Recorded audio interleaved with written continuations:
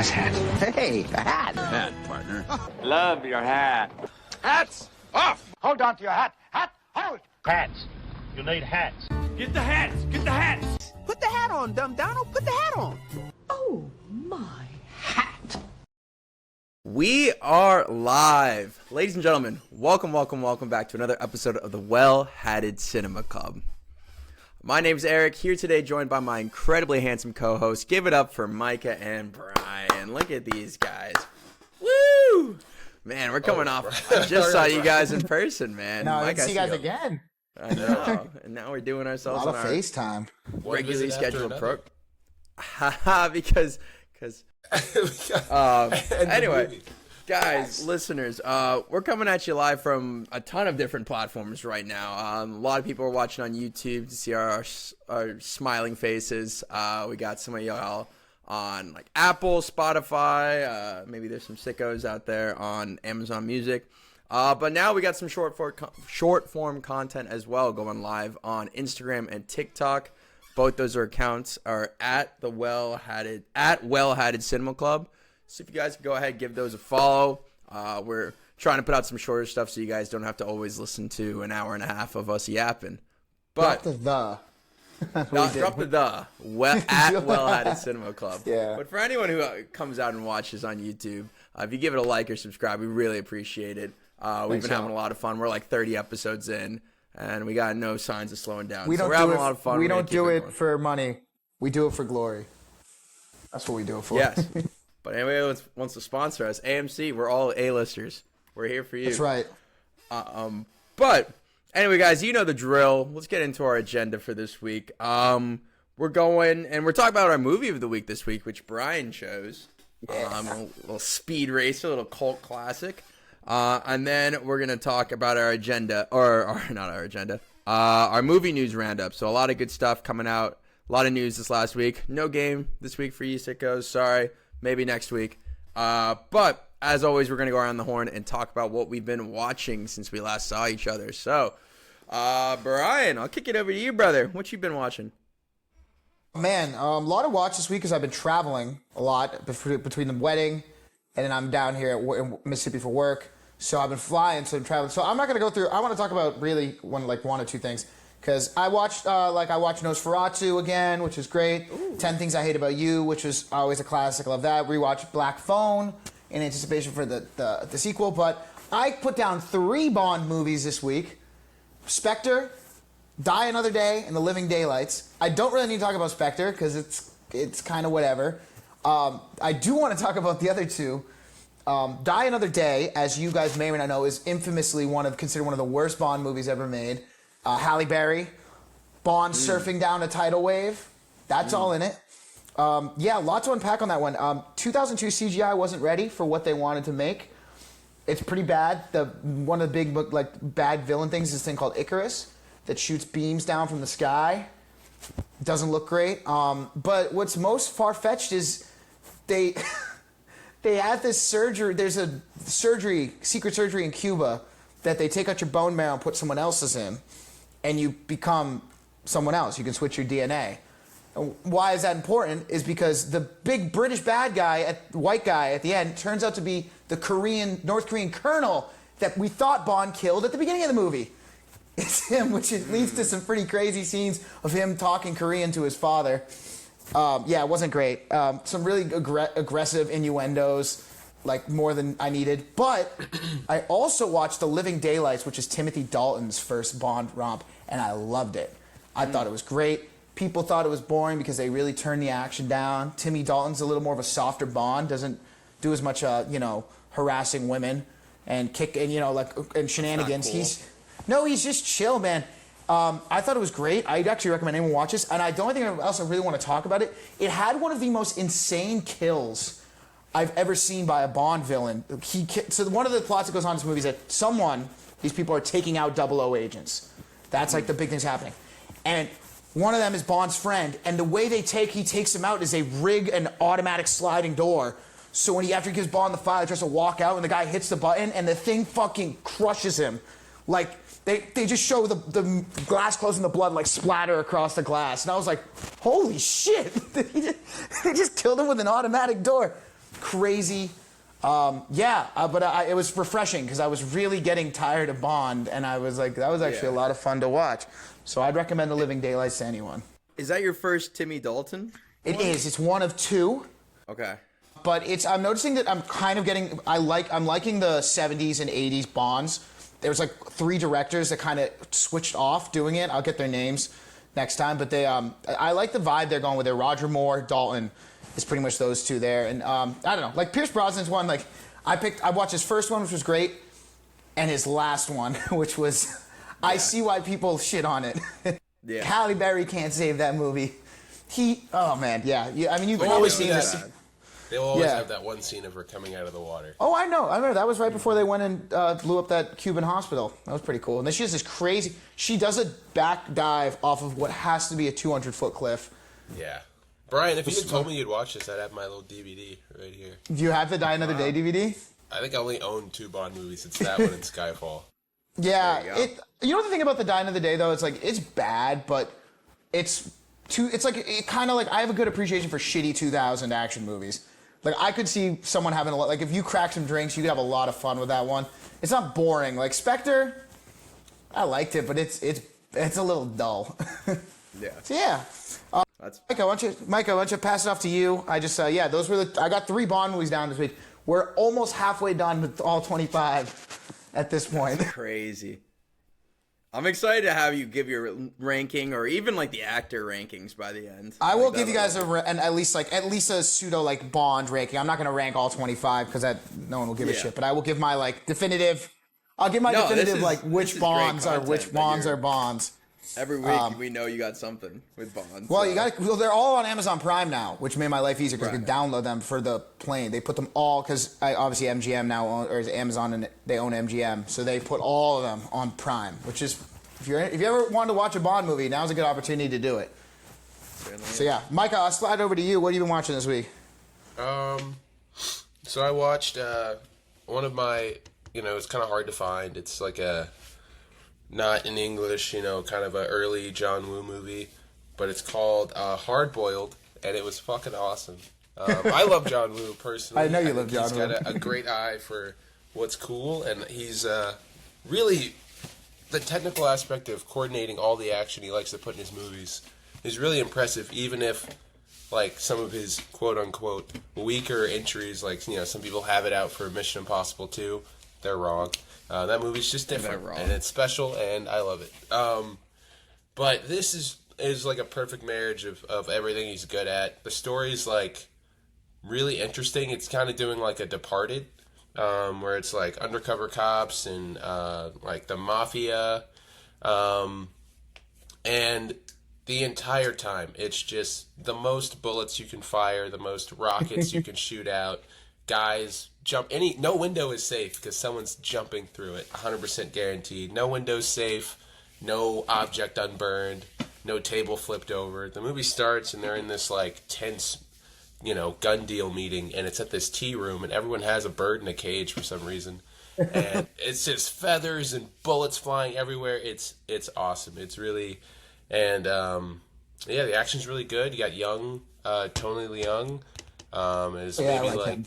Yeah, he's great. He's great. You could really see, like, he'll mature into some of his more iconic roles, and you can just really see it. He's just been a talented guy kind of forever. It was just so cool. So I'm just excited to watch more John Woo movies in the future. And then I also watched a movie that wasn't so good. Good Boy was disappointing. No. And also, I wanted to like it. Sorry. I mean, Micah, don't spoil it because I kind of want to see it, but like give me how a was little his bit performance? Yeah, how was the dog? Was he great? Man. I mean, the dog. I will say what the movie's really good at is combining like, ADR dog whining and barking and growling and scratching, with whatever they did to cue the dog and some of the shot selections to get like a good dog performance. It's like he's not the reason it's a bad movie. I just think it's very tropey. At sub 90 minutes, it's like 70 minutes of movie. It still somehow feels so long. Like they knew they didn't have much and they decided to stretch it out anyway. It feels just long. This could have been a fun short, because it's like right on the edge of that. And instead they were like, we need some more like empty hallways with the dog looking into it. You know, just stuff like that. I just really think if you're gonna do this, just keep the non-dog stuff real simple. You know, it could have been simple. Instead, they went for something. Yeah. Maybe you guys will watch it and like it more. I know I see a lot of people. Now I sound like Brian. I'm fighting the people. They're defending it because the dog is cute and the dog is good in it, but like that is not what makes a movie good. Eric, you were talking about 1917. That's a great gimmick movie. You know, it's pretty straightforward. Guy's gotta find his brother, and they keep it pretty simple. You know, it's just like, and then he goes and finds his brother. I don't know how you, with less time, I mean, they had a smaller budget, but they managed to just really make it yet so boring and yet so confusing, which is two bad things to be.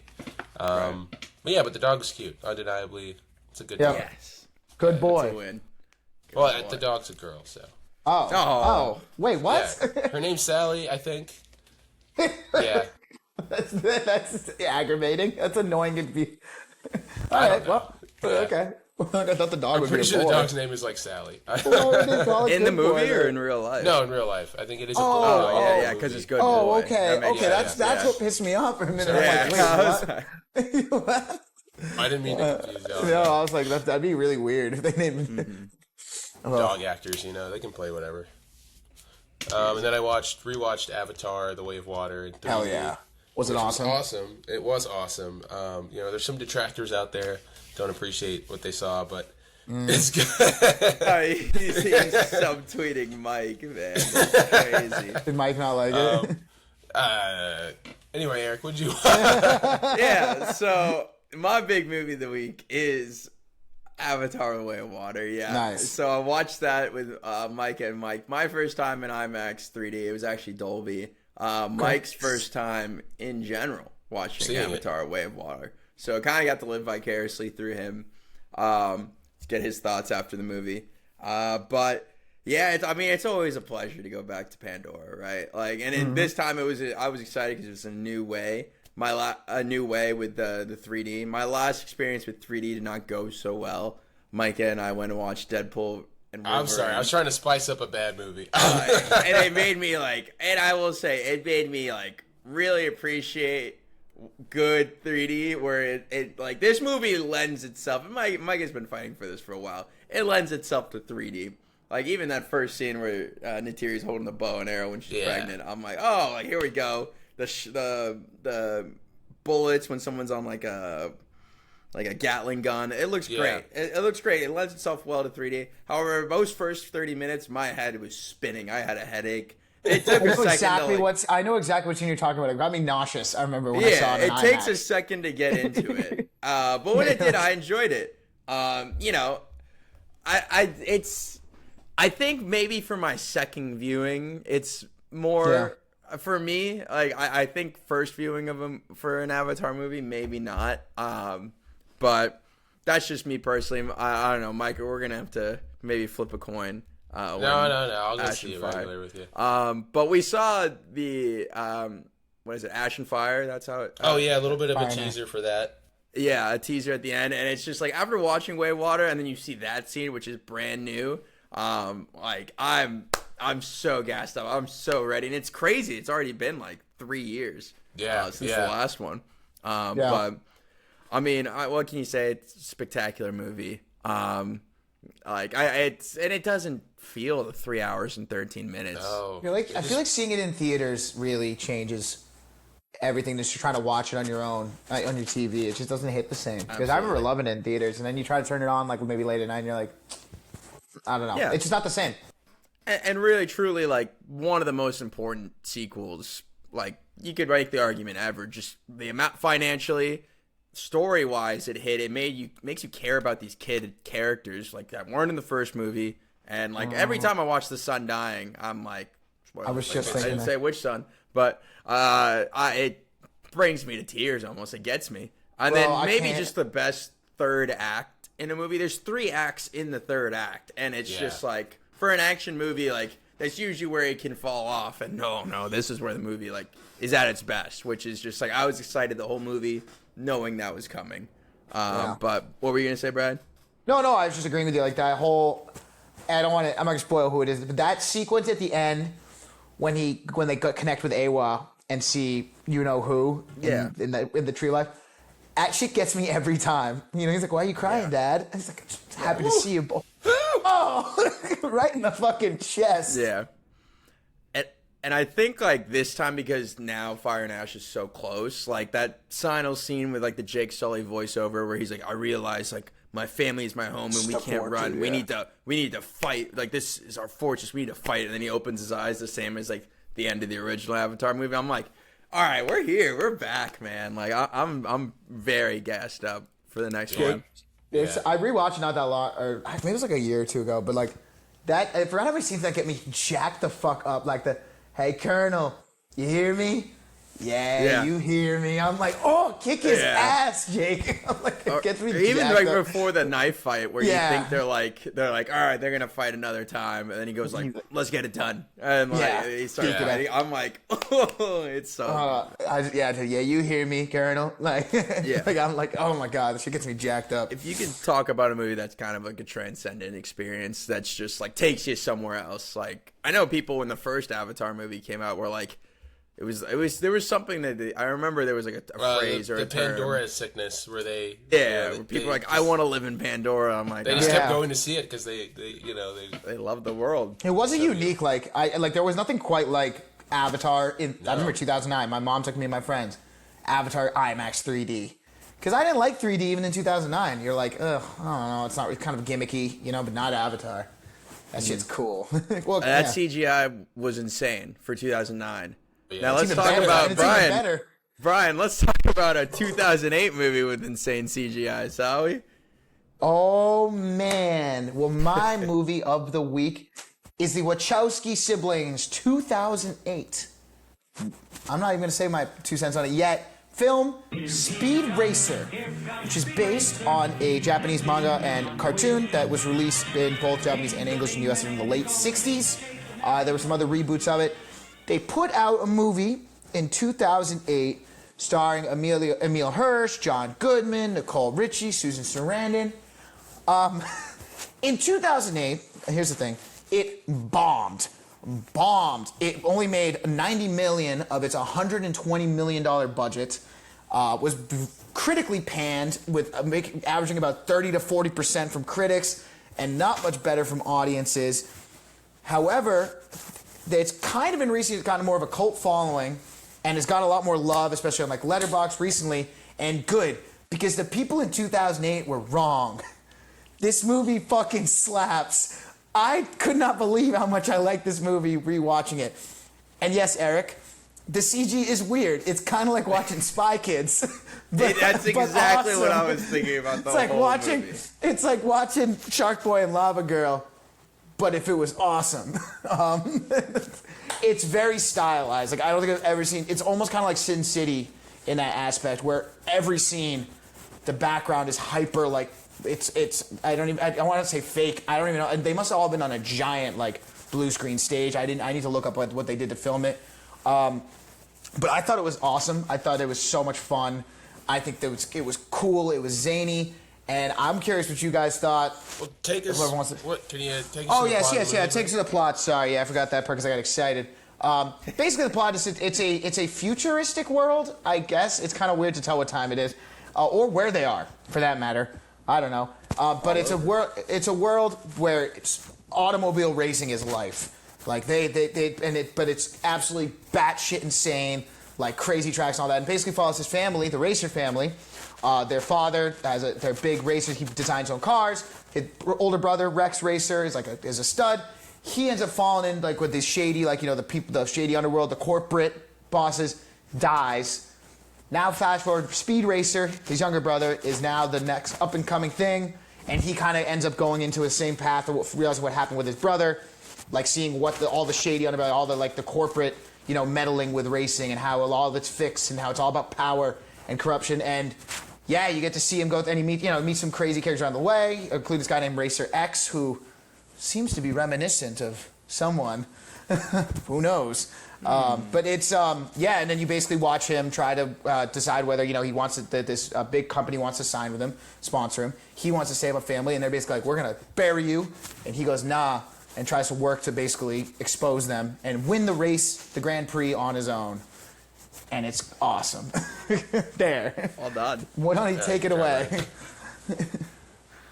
Micah, what'd you think? I think I saw you log it somewhere, so I'll let you go first. Yeah. I really enjoyed this. I don't know if I caught this as a kid at all. Yeah. But I did like, man, it probably did take both of them working hella hard. I don't know if one director alone could make this movie. It's Yeah. the amount of the editing alone. It's a really good blend of like the practical and the CG. You almost don't notice until stuff starts to move or there's some kind of white fade, and you're like, oh, okay, that was all right. Now the background's changing and the scene's still going. It was really impressive. I did like it. I wonder if this didn't go over as well in 2008 because we just didn't have as much like anime around. Maybe. Because this is based off of one, and I think nowadays people are like, oh yeah, like the surreal, hyper action, even like the kid and the monkey, who I really enjoyed both of them.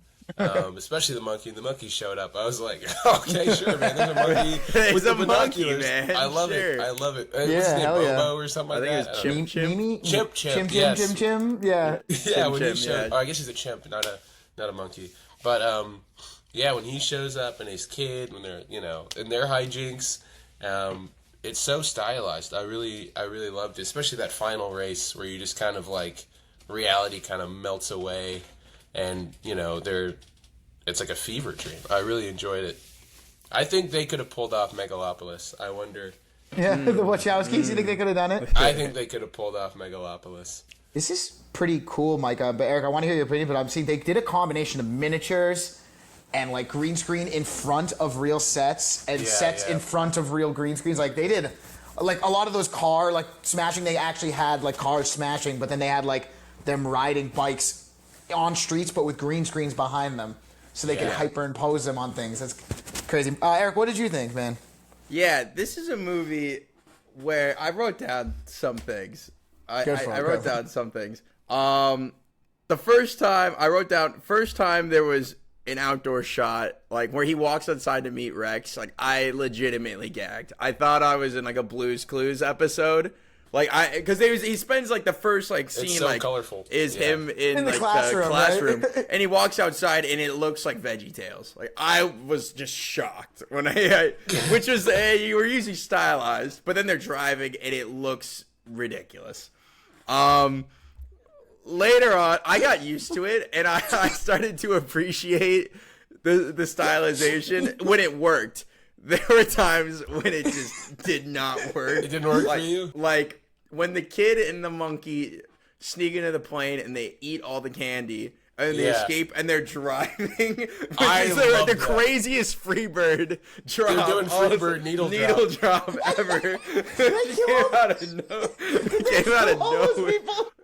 And they're just running over. They're not even looking. What are those things called? Because like in 2008, Segways were the future. So there's like hundreds of guys on Segways, and they're just plowing through them. Yeah, and like also, I wrote this down. It's 2008 because when they have the flashback of Trixie talking to those other girls that are bullying, like, Speed Racer is dumb. Yeah, he's and he uses the word. I was shocked to hear in a movie. That's why you punch that, man. In a kids movie, like what is that doing there? They just casually dropped that. That was crazy. I wrote down someone needs to take the side pan edit away from the Wachowskis because half the movie is just someone coming across the screen like that. Or it would be a spinning head like that. In the final race. In the final race, I think they do 15 at once. It's like, they're all like, wow, and it's awesome. I thought it was incredible. I'll have to edit a TikTok of just our faces going. I thought it was incredible. I loved it too. And it's like I got used to the stylization eventually, and when the action worked, it worked for me. He used the same move of like two people, someone's gonna hit me, and then he would like do the flip. I need to go back and get a count. He must have done it like 28 times the same move, and I'm like, he's spamming it. I don't try and logic this out because they're No. drifting. These are cars with Yeah. tires that never need to be changed. Never need to be fueled. they don't free fuel. They are drifting, crashing, flipping, landing, going. And in I all got kinds a of terrain, bone and to it's pick fine. with that because I was like curious. Don't. I'm nitpicking just for fun. F1, yeah.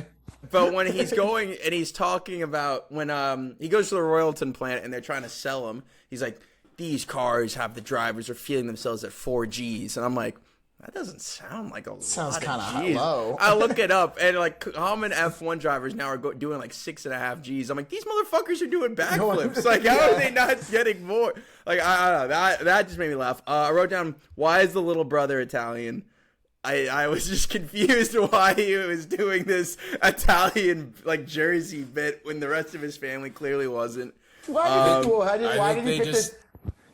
He was clearly a charisma cast. Like Yeah. this kid came to interview, won them over. What was he in? He was in other stuff. Continue on your list, Eric. I'll find this. Keep That being going. said, like besides all the nitpicking and fun I'm having pointing at this movie, I see why this movie didn't make a lot of money. It's a little before its time. I had an absolute blast watching this. It's it was so much like fun. it really was like, all right, like let's. And they had like some fun tone to it, obviously, some serious undertone to it at times that they were trying to go for, and I didn't have a problem really with what anyone like acting wise was doing. Like the villain was the first time the Royalton guy shows. I'm like, he's obviously the most villainous-esque thing, but this is supposed to be a cartoon, an anime, and the Wachowskis leaned into it for better or for worse, and so a lot of fun. $120 million, holy shit! Like, It's like I think it's kind of crazy because I think like if we looked, I'm gonna watch. There's like I was just looking. There's videos online like behind the scenes, and I think if we watched that, we'd actually be impressed. But I think they really leaned into like because I haven't really watched the old cartoon. I think they wanted it to look as fake as it, but I could see why it pissed people off. And I gotta say, Eric, obviously the whole movie, the CG, you got used to the cartoonish vibe of it. Yeah. I will say, I didn't even really bother me because I was laughing at the part when they were driving to Freebird. The scene, I was crying laughing when you said about him walking out to see his brother. Because something about that one shot, his brother standing in front of the car just doesn't look right. It looks like Blue's Clues. because it's Blue's Clues. It's the first thing like you see. I'm like, oh my god, like, where are we right now, dude? But I don't know. It's a movie that like I'm kind of like, oh, what's his like the guy from Shogun? I'm like, what is he doing here? Like, Yeah, he wasn't that. He was there to swing his ponytail around and frown. But Some of the action sequences that they did, not the car ones, like the when they were ninjas? fighting. Yeah, when they were Yeah, fighting with in the the hotel room guns. a little bit, and then some of them, I thought they were pretty cool. Yeah. Obviously, so over the top, but I think that the anime, this is definitely the one of those like, influences are there. pow, ding, like Yeah. bing. It's like one of those animes. This isn't like Demon Slayer. This is a 1968 anime, and I bet if we watch a clip from that, I don't know. I did like the Matthew Foxing, but I did kind of laugh because when he goes, "You're not Rex." No, sorry, it's not your. I'm like, he's obviously fucking Rex. He's definitely Rex. My name is Rex Racer. Now it's Racer Rex. Racer Hex or See what I did X. there? yeah, Racer X. like, R.EX, my initials. Rex.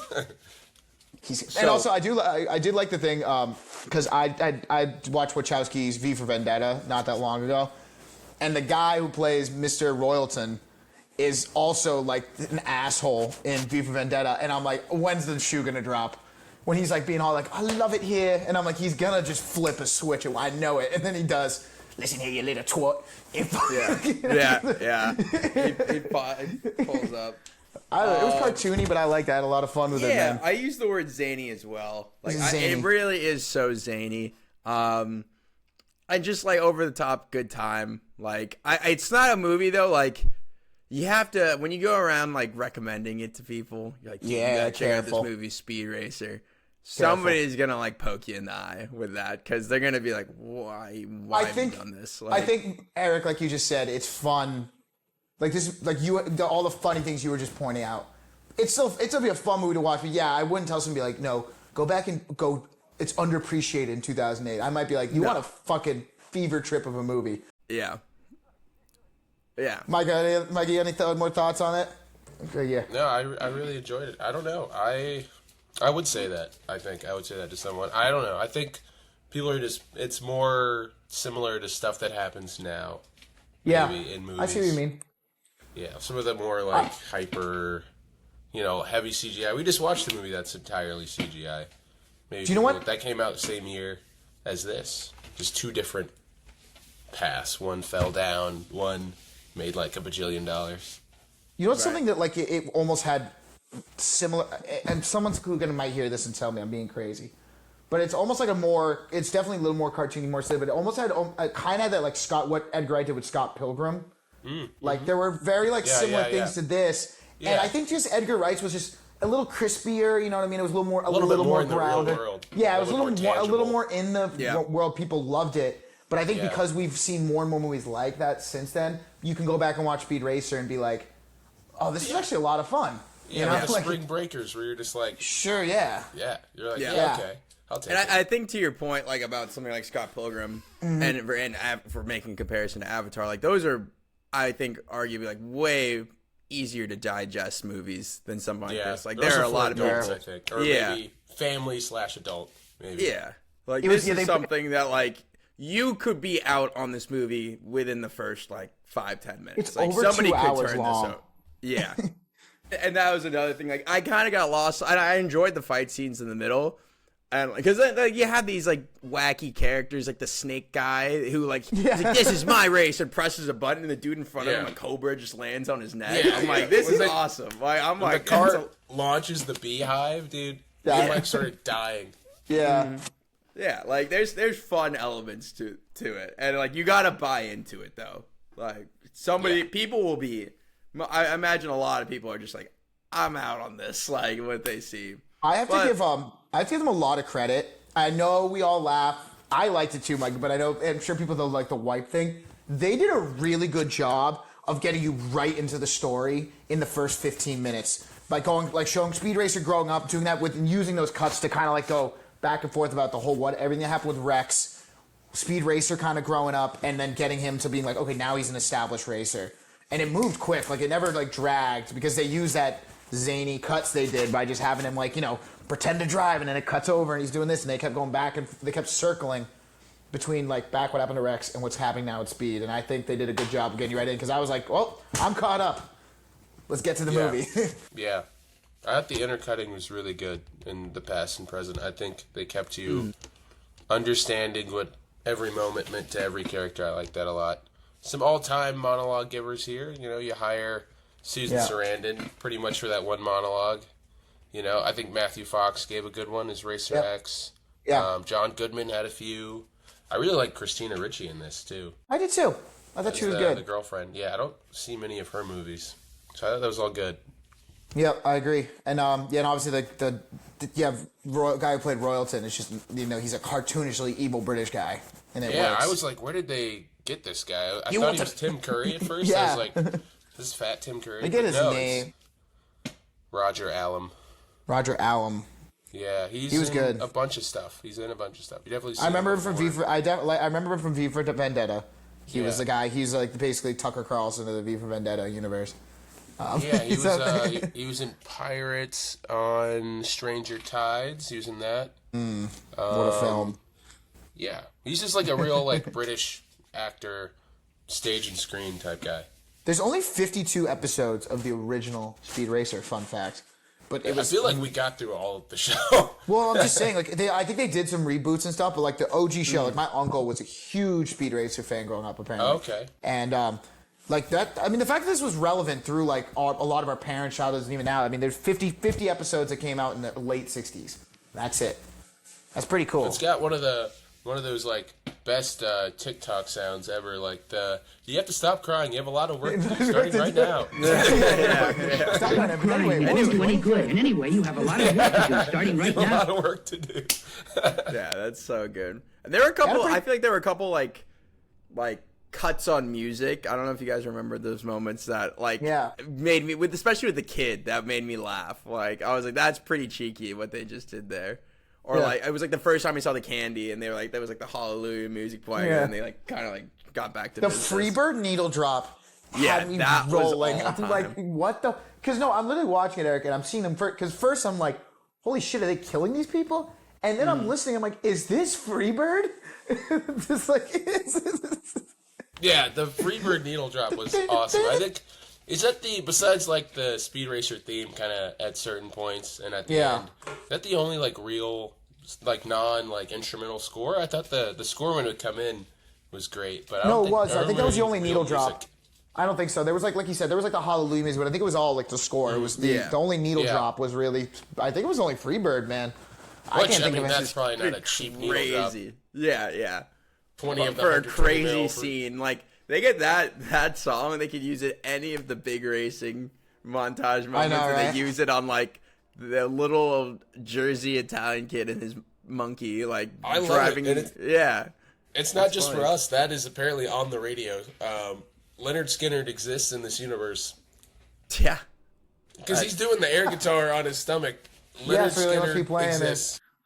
Yo, then they go. I think the crazy part of the movie is when they keep talking about chim chim cakes or chim chim cookies. Yeah, it Yeah. was And the it's just most poop. obvious- Yeah, clearly. Yeah. It was He's clearly talking about his poo. Oh man, but yeah, it was a fun time. I had a blast watching it. Yeah, I really liked when the kid and the monkey would pop up and just like anytime Speed Racer and his girlfriend were about to kiss, he'd be like, Yeah. "Hold on, Yeah. cooties, are you inoculated against cooties?" Especially at the end there, when they they stop the movie in their little doctor outfits. Yeah. Yeah. That's another thing. They did these little intercuts, which are so funny.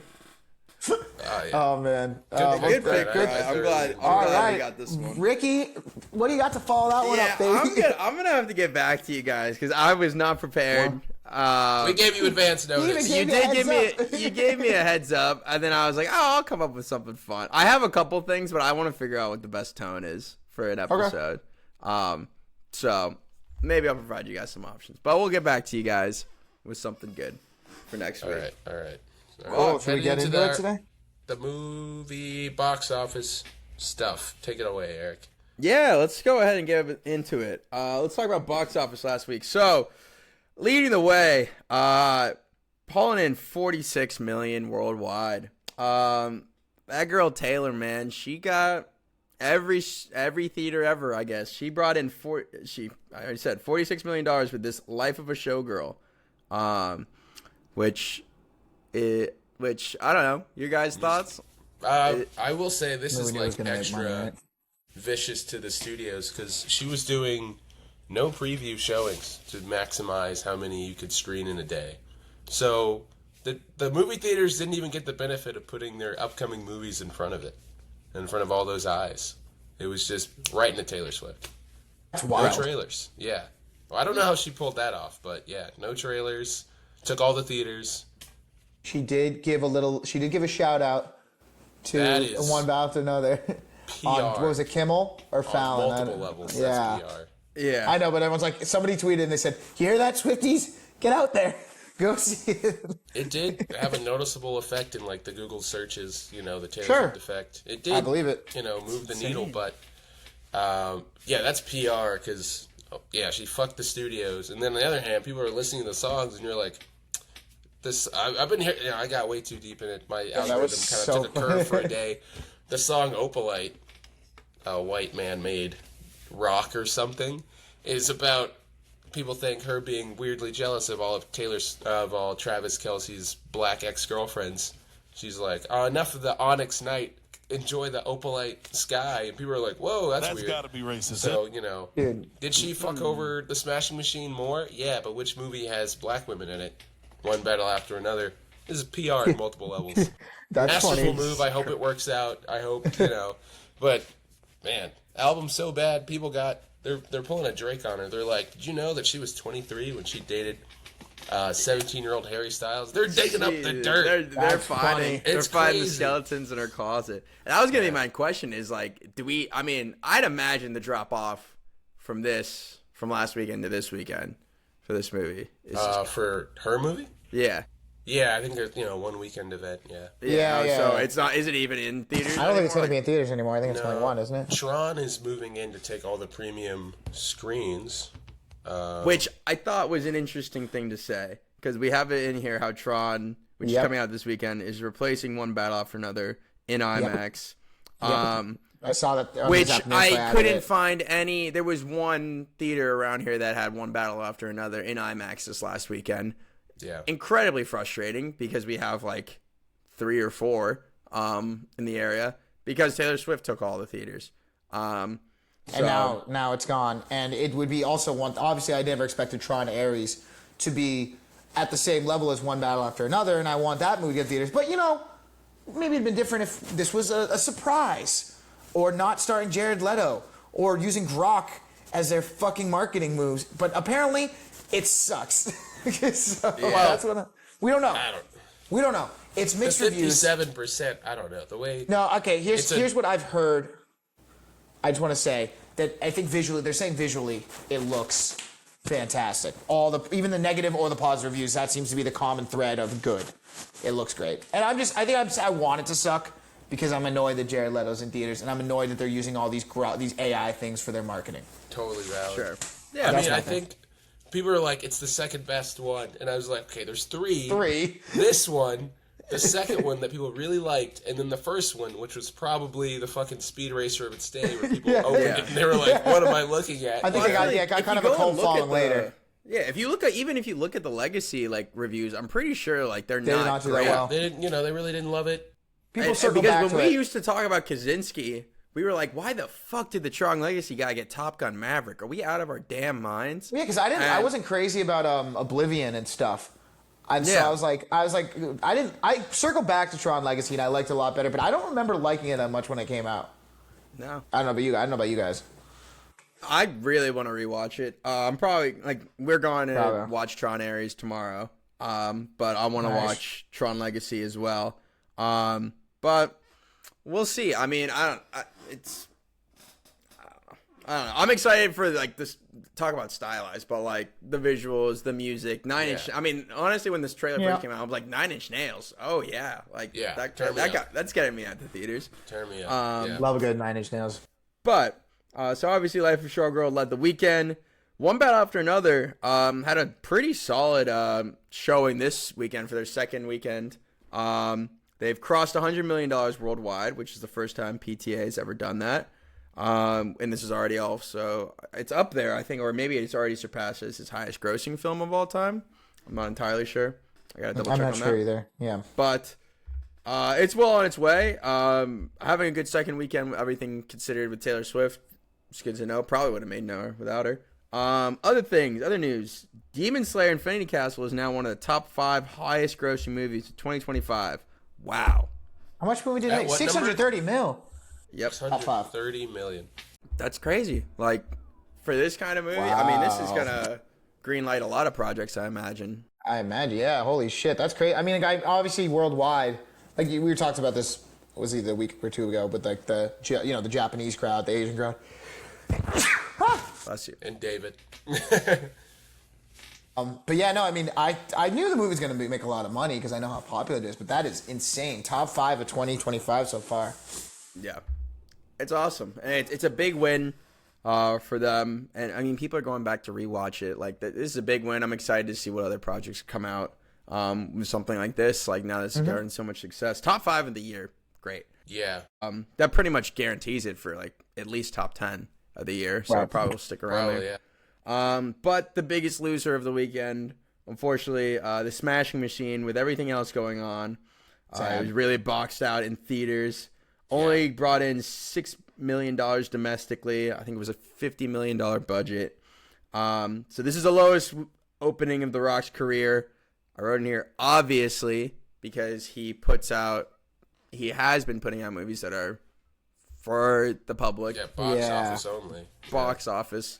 And he finally does something that's artistic, and it's just kind of getting swept under the rug. We'll say it. The question I had in here: who's to blame for this timing with the Taylor Swift thing? I think Mikey, you said it. You said it with I don't remember the phrase you used, FAPU or whatever. With the way Taylor Swift went about getting this project of hers in theaters. Someone had to get boxed out. Yeah, usually you give. If you're a movie studio and you're like, I want to move, I'll put my, big movie here. Other movies and other studios will just move to give it space. because it just helps everyone. You don't get your movie crunched, and they don't get their movie crunched, and everyone has their space. Everyone gets to make their money. Movie theaters get to make their money. All that stuff. Unless it's like, I guess you could maybe on paper be like, oh, these are going for two different markets, but like the combo of One Battle, Taylor Swift, this anime movie, yeah, you just got shoved down to last place. It sucks, but yeah, it's a little bit of a faux pas that it's uncouth. It's like not the way you do it. So that's part 2 of that PR move where she was like, go see a movie that's not mine, because right. I'm sure like some people are. There's a niche unhappy. Audience Yeah. of people that are upset. I imagine and so, rightfully yeah. so. Yeah, This is a movie that, like, now, because I think people are really hanging on to the whole lowest box office opening of The Rock's career. I think this went from a movie that got a 15-minute standing ovation when it was premiered at the I can't. yeah, Con. and everyone was heralding Raising Cane's, heralding The Rock's performance, to now people are calling it boring. People are saying, and people are kind of like saying it's not good, which sucks, because I thought this is a movie that I thought all was liked. like I enjoyed, Yeah. and I will stand behind it because I like what Benny Safdie did there, and now it raises the question of like, if this movie doesn't, like, if this flops hard, like hard, is his next project, what is it, The Chicken Man? Yeah, Or no, it's- that's Yeah, I think so. is that Wait. is that project like in jeopardy? Like, I don't know. DOA. Yeah, like is he? think so. Yeah, is he in director's jail? Like, what? I don't know. I feel like brother? do you think like maybe because like I mean I don't know what it's gonna do with the awards. I still need to see it. Obviously, it's been a crazy week, and we'll see what it does with the awards. You never know if it might make a little more money, and I just wonder if people can still look at this as kind of a unique situation, because I didn't think it was gonna make a ton of money, but I think $6 million domestic in your opening weekend, you can't chalk up to being like, dude, they literally got pinched out of theaters. They got bodied. Like, you tell me you couldn't have seen at least double that if they had the theater space? I don't know. Yeah. which would have gone a long way. I do think like The Rock's Oscar chances are kind of DOA. Just Yeah, I mean, it's just done. because like you can't be the box office guy and then not deliver box office. Yeah. And people Despite are a already good iffy on. performance out of him. I know, yeah. I mean, that just sucks. But Yeah. and then in between a rock and a hard place, in comes your brother doing a surprise screening of his movie, and people fucking love it. Yeah. I mean, we're getting a ton of good reports about. Was that the New York Film Festival? Yeah, they were the secret screening. Yeah, about Josh's project, obviously, Marty Supreme. Another I mean, this sports might be. movie. I mean, as somebody that like heartbroken that Timmy didn't get his last year for a complete unknown. Like, Yeah. This could be back? it, you think? Are we back? Okay. Like, I mean, I'm excited. This is If great. nothing else- I'm very like, I don't know. Timmy and The Rock are superstars in very different ways, and Yeah. I'll be curious to see how much money and support this film or Marty Right. Supreme's going to garner. Maybe a little more easily digestible in terms Yeah. of. I mean, project. he's already started campaigning. He was talking about he's been practicing ping pong secretly for like 6 years on the set of every movie he's done, like for the past like half decade. He's been playing ping pong on the side. Did you guys see that video he released where he had the head of a ping pong ball? with I a did see that, tracksuit? yeah. But then he You know who debuts shot that? his. Greg Fraser. I think Greg Fraser. Really? Yeah, Greg Fraser shot Buddy, That's buddy, cool. call your boy Denis. Or Matt Reeves. I don't care. There's 3 Yeah. projects you need to maybe try to be a part of. Bond, Dune, that. He's or too Batman. busy doing the Timothy Chalamet Batman. Oscar Stop doing, campaign. Yeah. stop doing Timothy Chalamet Oscar shoots. Hey, Academy Award nominated. I don't remember if he won. Greg Fraser. I have to post him on he's- yeah, I think he Instagram. won. Will you come and shoot Yeah. it for me? Like this kid, he's moving. I guess I need to much see sauce. Smash Machine. I just want to say one last thing in terms of Smash Machine. I haven't seen it yet, so I'll have to give it a thing. And I don't really have to sit here and defend The Rock or like be like boo-hoo to him, but like I feel like it looked like you gave a pretty good performance. You guys said you did. The movie looks pretty good. I just feel like it's getting twisted right now to make it seem like The Rock tried to do something serious, and it was awful. No, there was a faux pas, like you said, in terms of money. But it's like if his performance seemed pretty good, it wasn't like a misstep or like a crappy movie that he did. It just didn't make any money, and then it sucks for what's gonna happen in the future. But like, I don't know. I sometimes feel like the narrative switches where like The Rock bombed. It's like, did he? It's kind of the only time you'll be able to say it. Yeah, I guess that's a good point. Man, if you've been hating on The Rock for a while, it's Yeah. kind of like, oh, thank God. Just Yeah. like a lot of He people tried say to be this stuff, they're serious like, and he failed, and it's like, no, he Well, gave good. Now we're gonna have to watch performance, Rampage but 2. however, yeah, it's he got put. Well, hey, in I a hope bad you're ready spot. for Jumanji 3. No, it's Anaconda 2. Personally, Jumanji well, they are 3. making Jumanji 3. Personally, I'm there. I'm okay with that. I also enjoy the Jumanji movies. I don't hate them. Oh, I The didn't say Anaconda this. can lick me. I'm already sick of that. It's growing on me. Man. That trailer can burn for me. Yeah. But coming out this weekend, we'll be tracking Tron Ares, obviously the big one in IMAX in premium Nice. theaters. Finally, for all of us talking about trailers, Roofman is in theaters this weekend, so we don't have to watch that trailer Thank anymore. God. And then Over. sneaking, I only ever saw this trailer like once or twice. Kiss of the Spider-Woman, Jennifer Lopez, didn't is see here. that one. It's arrived. So Mike is over of- there lot twiddling of his fun little stuff. his little, Oh, well, his 'cause, little like, thumbs over there. This is a funny slate of movies. Really? Yeah, Tron Ares, Roofman, and then Kiss the Spider-Woman. I had been hearing about Kiss the Spider-Woman since like fucking March. They were like, Jennifer Lopez, gonna win her Oscar, just 'cause. Yeah. And I think she'll try, she's gonna sing a little, dance a little. And then just for extra oomph, she's gonna get remarried to Ben Affleck. Who I love it. fucking movie. I saw that. I love it. There you go. Speaking of Ben Affleck's true partner in life, There you go. Matt Damon. What a transition. There you go. There it is. There it Ocean's is. 14 has apparently been greenlit. George Clooney came out today, or maybe it was yesterday, confirming it in a Variety interview that Warner Brothers, there you go, Warner Brothers, has approved the budget for the sequel, which is like, I don't know, which Been third? 13. Yeah. It's 13. Will be directed by David Leitch, and George confirmed that he recently had a dinner with a lot of the original cast: Brad Pitt, Matt Damon, Don Cheadle, and Julia Roberts. So that seemingly confirms that a whole cast is coming back, and filming is planned to begin next year. So I don't know. If I remember Ocean's 8, they said that George Clooney character was dead. I remember that was the big thing. Was it? Is that a thing? That brought who was the main girl in Sandra Sandy. Bullock. Sandra Bullock? She's Danny His Ocean's sis- brother or sister, and she comes back because he's dead. I don't know if he faked his death. I don't know what's going on. This would all matter if anyone had seen that movie. Yeah, I saw it at the I think in the dentist's like waiting room, or the doctor's waiting room. I watched the beginning of it, and I was like, And I want to say this too. I mean, and no just shade to, I "You like. sound like you're in a fishbowl, Brian." I don't know if that's just me. Hey, am I back? There we go. Yeah, there we Is that go. We're better? back. We're back. I think it fell against my shirt. The other thing too is like Ocean's 8, sure, but like wasn't that great, or people didn't really see it. But like Ocean's 11, Steven Soderbergh's from the first one, is so good. 12 and 13, some people have like a soft spot for them. It's kind of a mixed bag.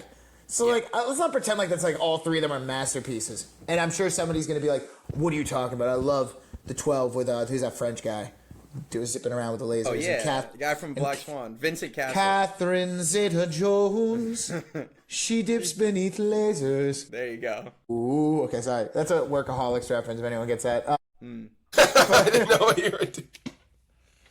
Keep it rolling. Anyway, the point being is that they weren't very good. And that's my point. Everyone's going to be like, we're bringing back this great franchise. Ocean's, I don't know. I just feel like since Ocean's 11, they haven't really done anything with this franchise. I don't really see what Ocean's 14 is going to be all about. It's interesting. The name alone will get butts in seats. Hey, you're right. Yeah. You might just being like, hey, don't make money, dog. Shut up. And that's what I mean. It's an interesting IP. It's such the heist genre is there, and they kind of have like a monopoly on it, right? With their the way that they do it and have. But that brings into the question, like, I think maybe we announced it on this pod, or we heard it in the last year that there was this Ocean's prequel project that was starring Margot Robbie and Ryan Gosling that had Jay Roach attached to direct. Really? Okay. That was set. It was supposed to be a prequel set in like the 1960s in Europe. I think it was supposed to be Danny Ocean's parents, is who those two are. Interesting. And there's been no news on that. So, I mean, this seems like it's kind of leapfrogged, whatever was going on with that. I don't know what Margot Robbie's doing these days. Apparently, big, bold, beautiful adventure journey. She's verbally committing to a lot of things. Yeah. Between this, Pirates. Pirates, this, I was going to say, it was Pirates, wasn't it? That was the big one. Yeah. But her and Ryan Gosling obviously, like, makes money. And with this kind of, like, project, I'm surprised that she's got other projects lined up. I don't know. But I'm surprised that didn't get more greenlit. Or maybe they were like, ooh, we could have that. Or everyone else could come back. And they were just like, sorry. Yeah.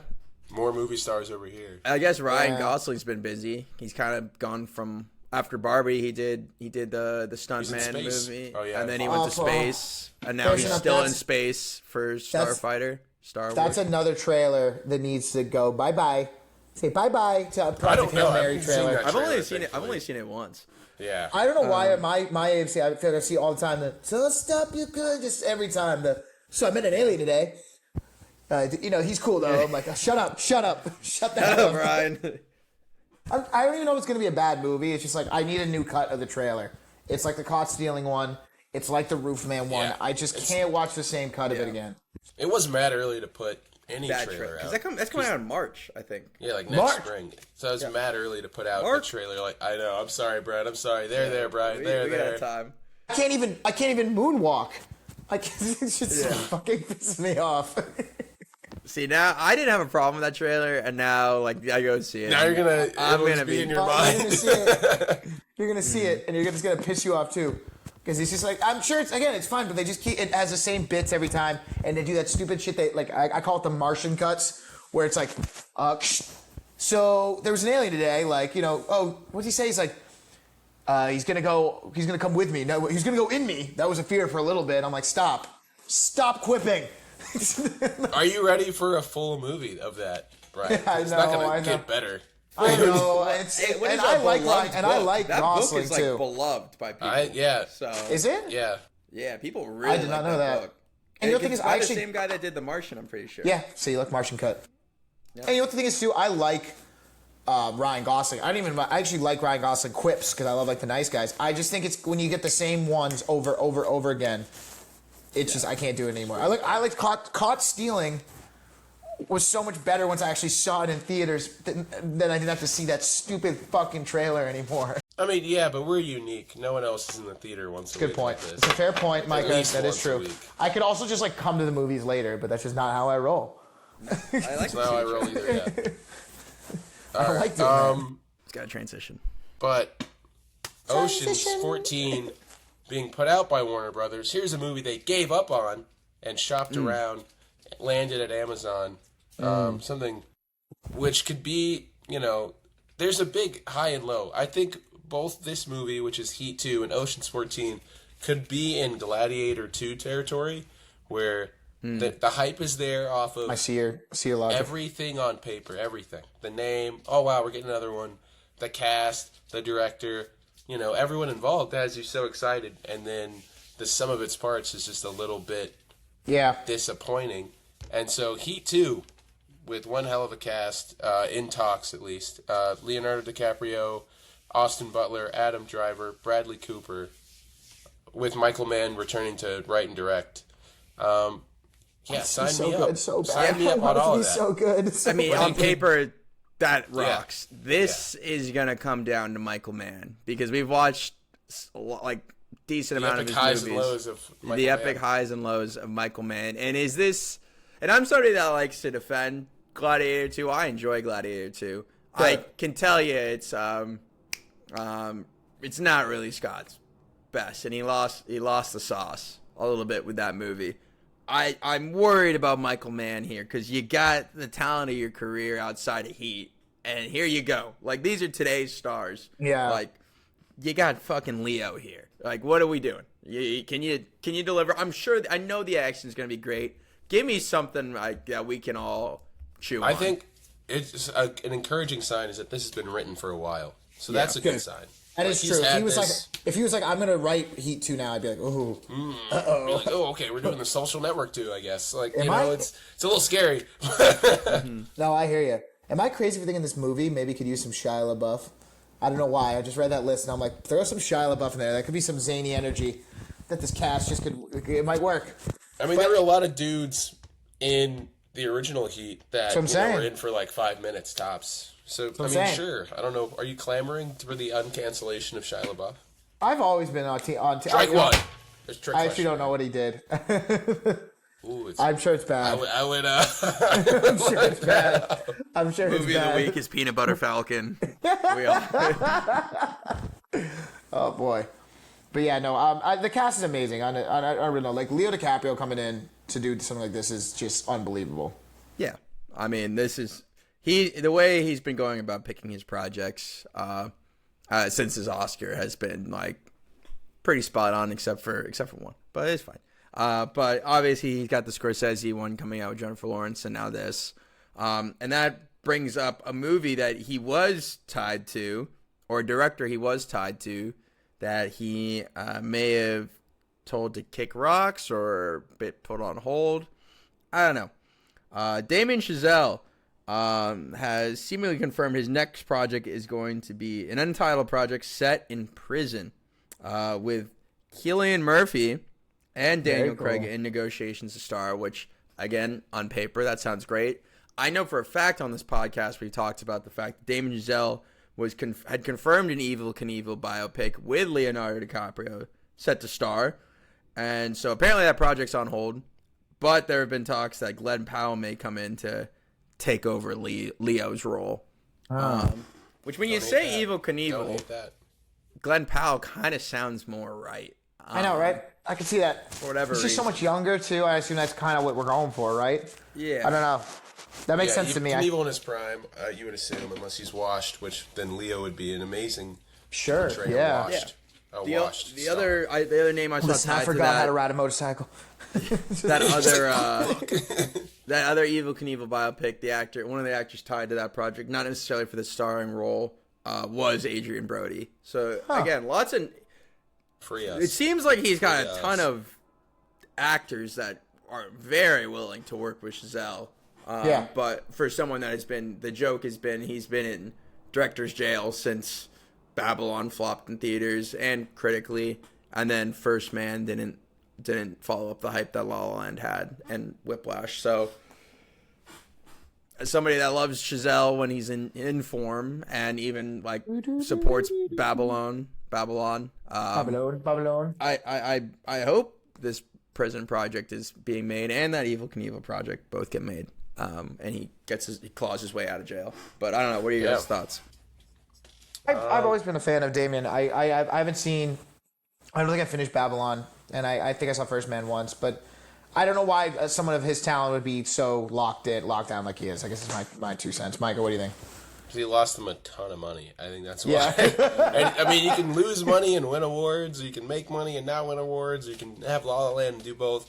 But you can't lose money and win nothing, because then... Yeah, that's a good point, I guess. Yeah. So I think that's why, I guess.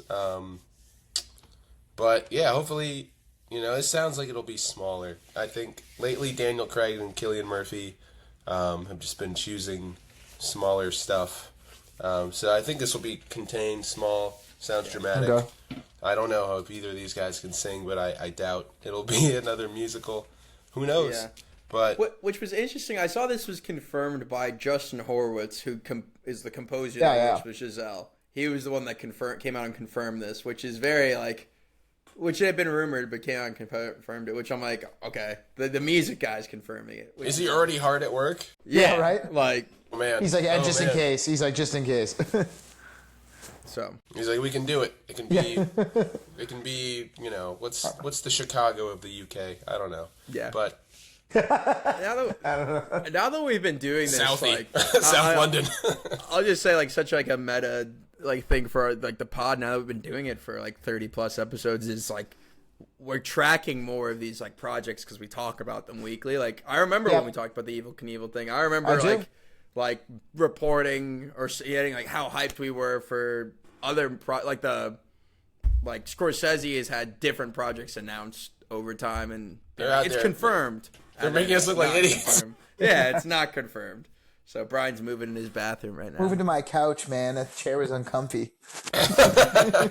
Get some turbulence. The hotel chair. Whoa! Yeah, dude, this is my hotel couch. I got a whole cuck couch.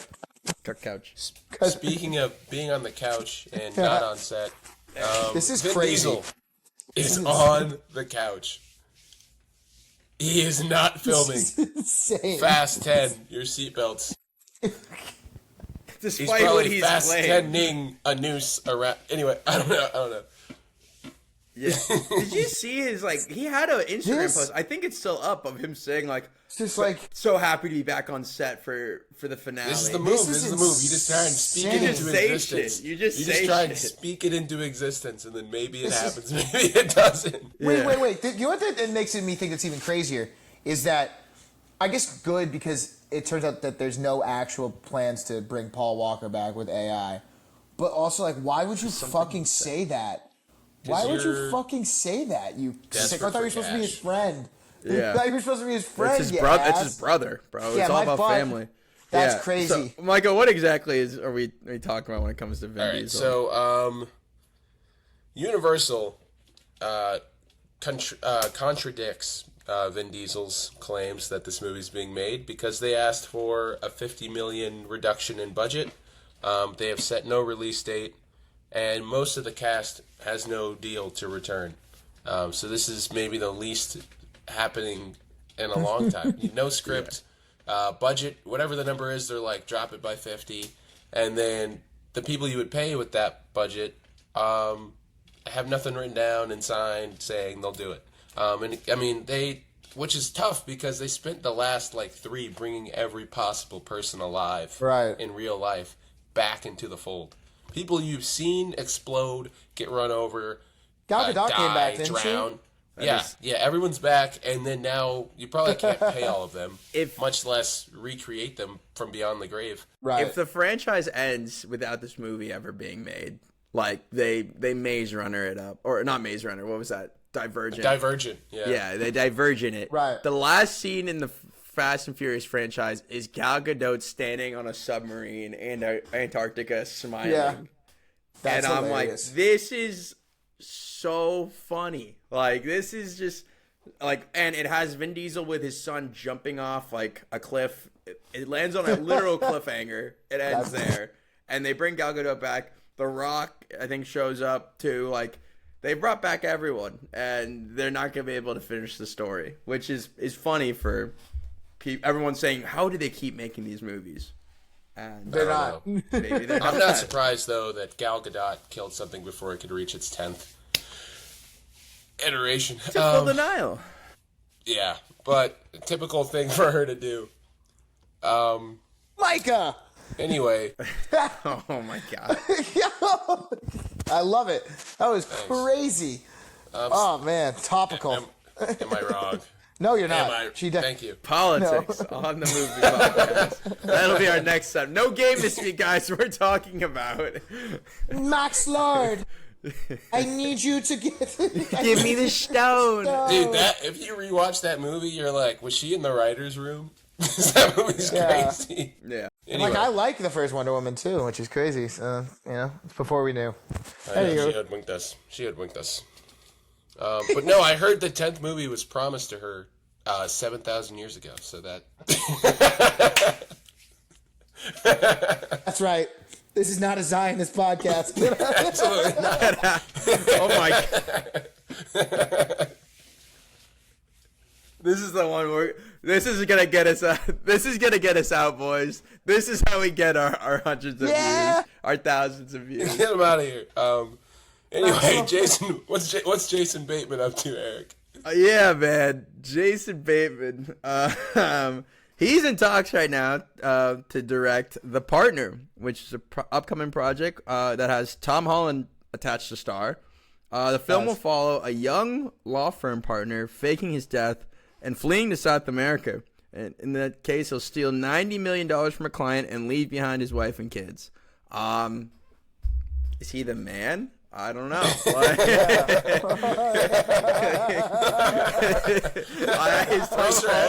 Is Tom Holland choosing projects where he's just the man, though? I don't know. Right.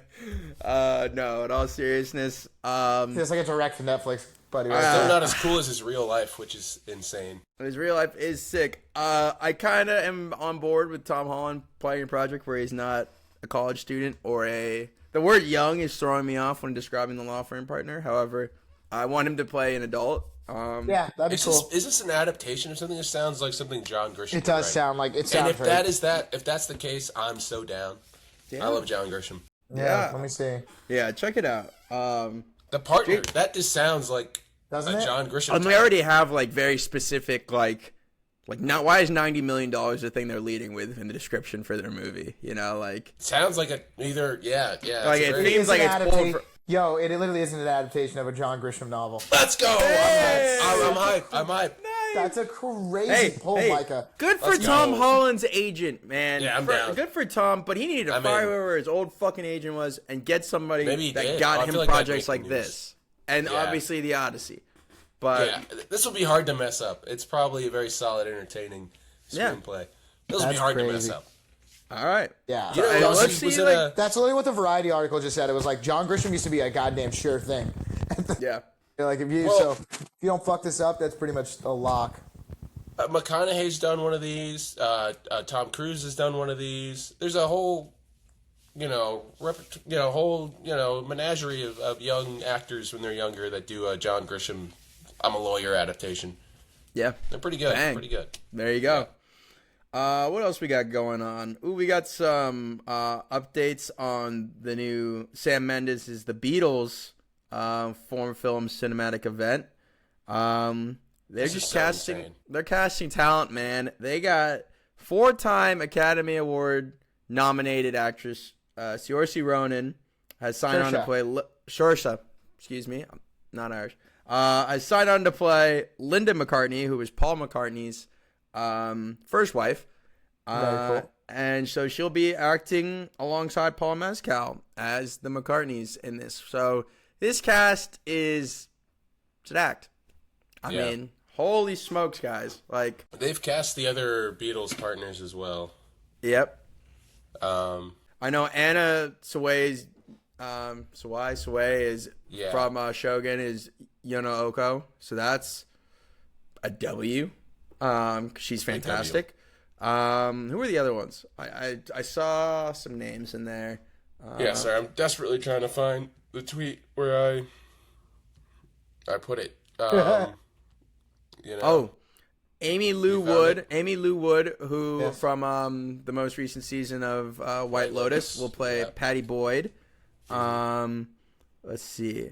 Mia McKenna Bruce as Maureen Starkey. What has she been in? I'm not. Is she who's the one who dates Ringo?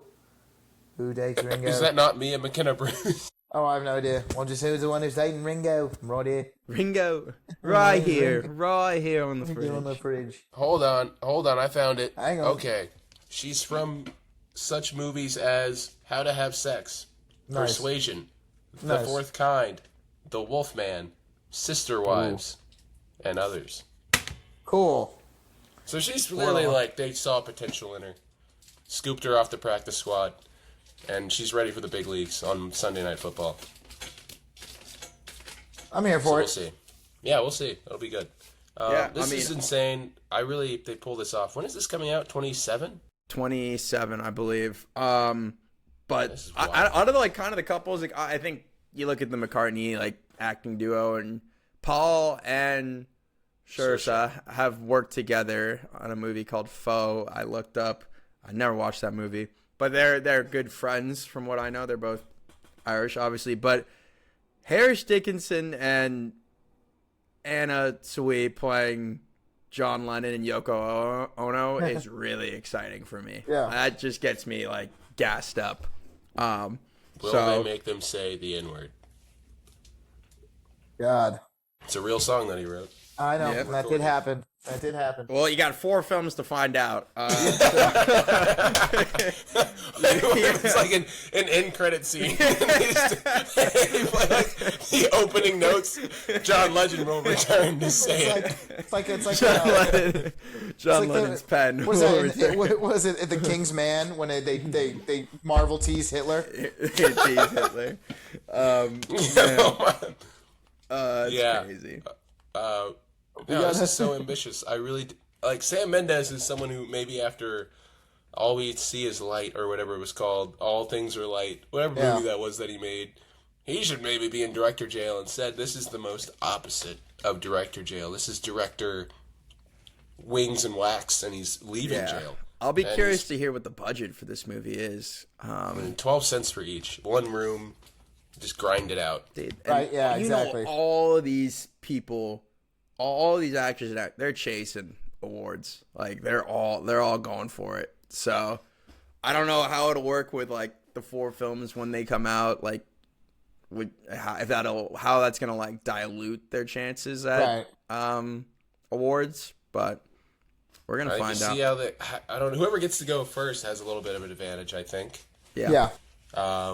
Because if it's good, then it's like, I don't know. This is insane. Insane. We'll have to see how they turn out. It's a very unique project, and I think it worked for something as big as the Beatles. I'm excited. So I mean, I guess like you said, we've talked about the ups and downs of biopics and what we like and don't like about them. But I mean, it's an ambitious look at a biopic. 4 different movies, 4 different people, caliber directing around there. Like that's something that something at least check out.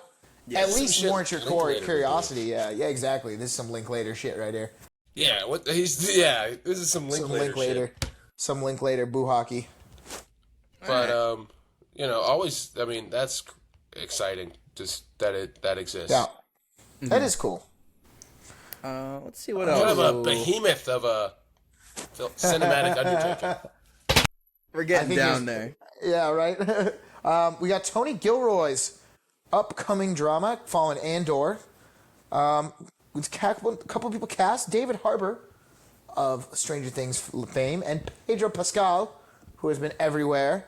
Tony Gilroy really can't do any wrong in my eyes right now after creating not 1 but 2 all-time seasons of Star Wars television. So, if he wants to make a movie about a cellist, hell yeah, consider me seated. Yeah. That's my. I'll be curious what people are gonna think about these guys. I know Micah's got an interesting thing with David Harbour. Yeah, you don't like David Harbour? I don't know. I mean, as long as he's not screaming. He overstays his welcome and stuff. I don't know. I think I can see your point. I can see that. Yeah.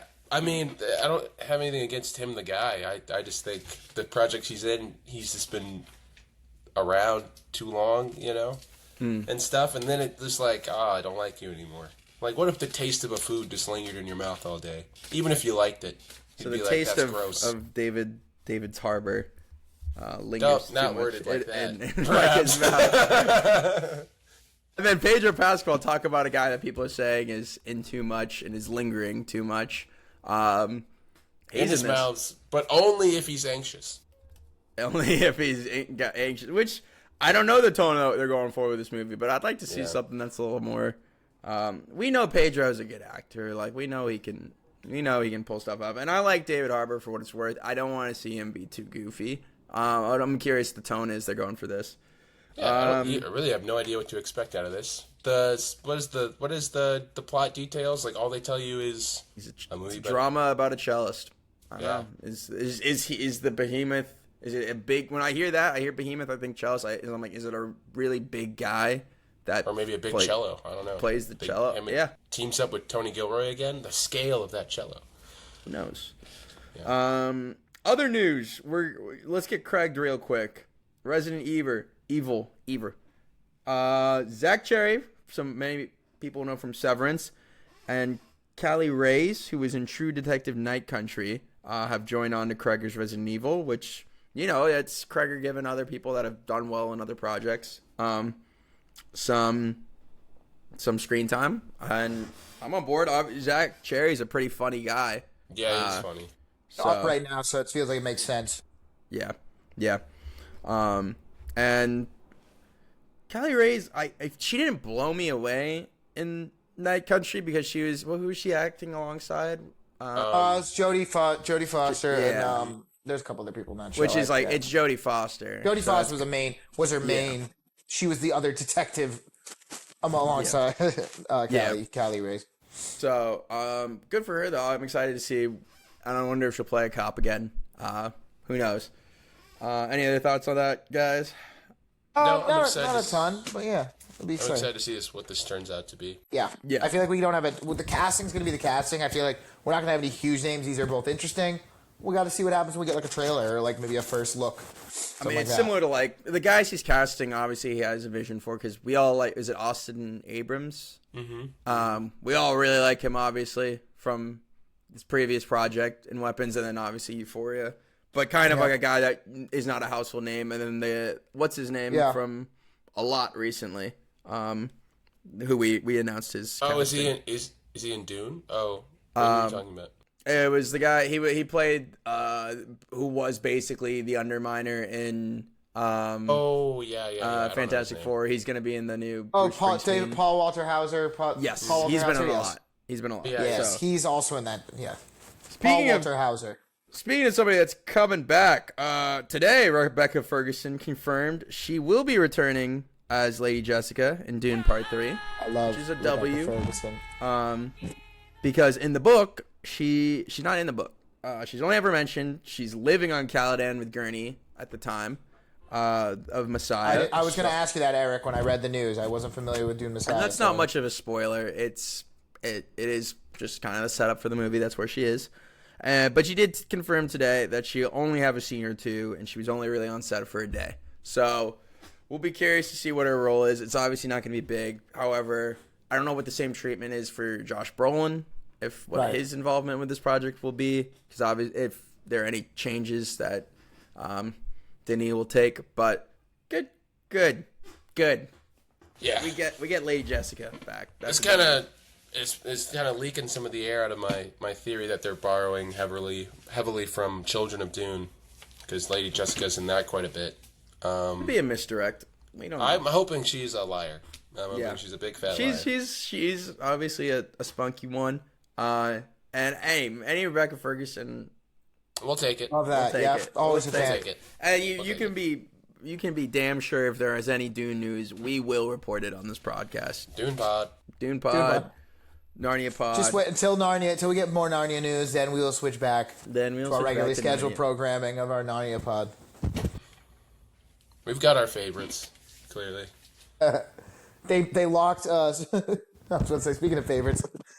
No, I don't have anything here. I'm trying to think of a transition. Our last piece of news. Who wants to give our last piece of news here?